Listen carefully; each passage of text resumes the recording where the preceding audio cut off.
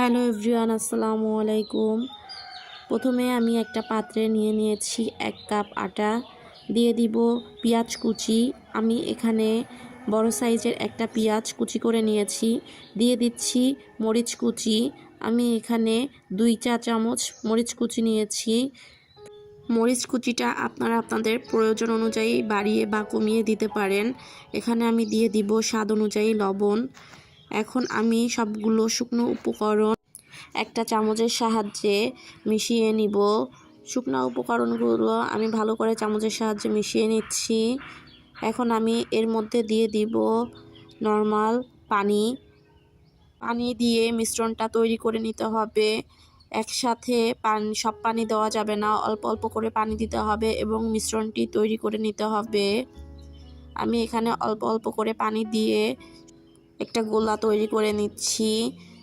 আমার ভিডিওটি দেখতে দেখতে যারা এ পর্যন্ত চলে এসেছেন, আমার ভিডিওটিতে একটি লাইক দিয়ে দিবেন।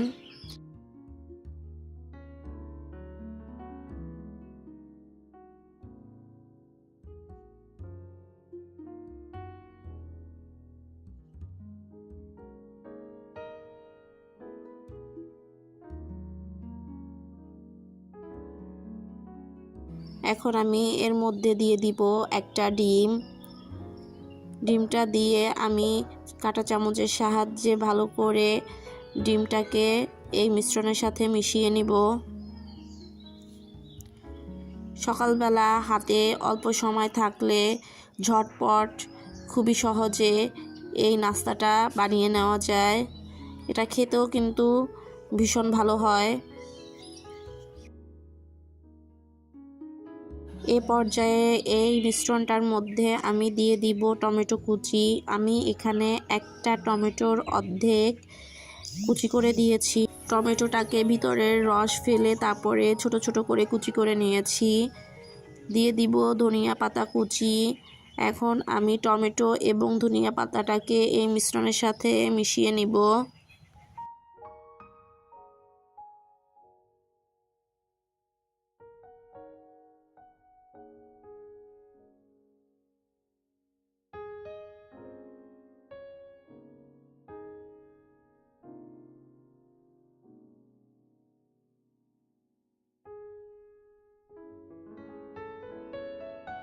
এটা ভাজার জন্য এখন চলে যাব চুলাতে। চুলায় একটা প্যান বসিয়ে দিয়ে প্যানটা একটু গরম করে নিয়েছি। এখন আমি এরকম একটা গোল চামচের সাহায্যে যে মিশ্রণটা তৈরি করে রেখেছিলাম ওখান থেকে কিছুটা পরিমাণের মিশ্রণ দিয়ে দিব। এখন আমি চামচের সাহায্যে চারিদিকে একটু এটা ছড়িয়ে দিব।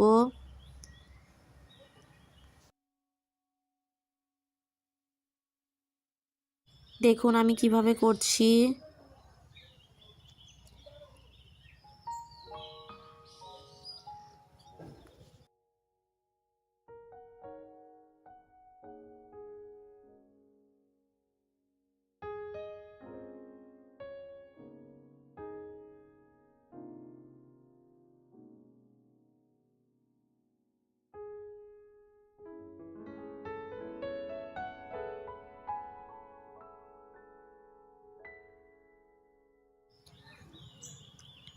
এক পাশ হয়ে গেলে উল্টে নিব।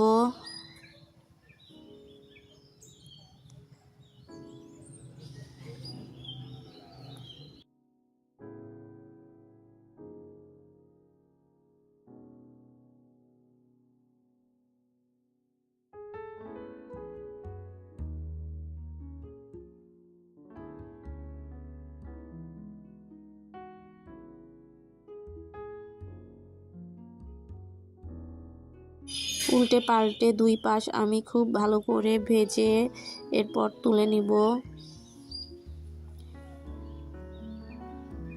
আমি সবগুলো একইভাবে ভেজে নিব।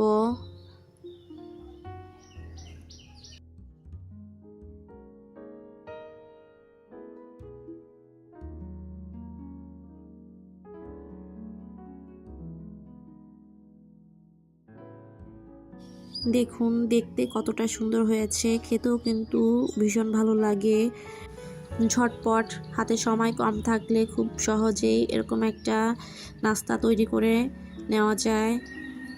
আজকের ভিডিওটি আপনাদের কাছে কেমন লেগেছে কমেন্টে জানিয়ে যাবেন। ভালো থাকবেন সবাই। আল্লাহ হাফেজ।